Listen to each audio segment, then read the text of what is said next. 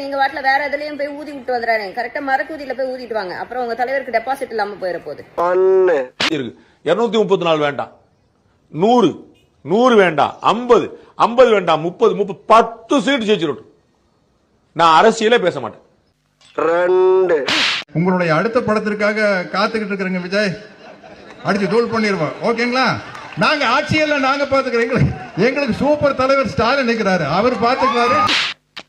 2026ல மட்டும் தாவேக்கா தமிழ்நாட்டுல ஆட்சி அமைச்சிச்சுன்னா சத்தியமா சொல்றேன், என் அக்கௌண்ட்டே டீஆக்டிவேட் பண்ணிட்டு டெலீட் பண்ணிட்டு போயிடுறேன். சோசியல் மீடியால ஒரு பிளாட்ஃபார்ம்ல பேச்சாடா பேசுன, கொஞ்சம் பேச்சா பேசுன.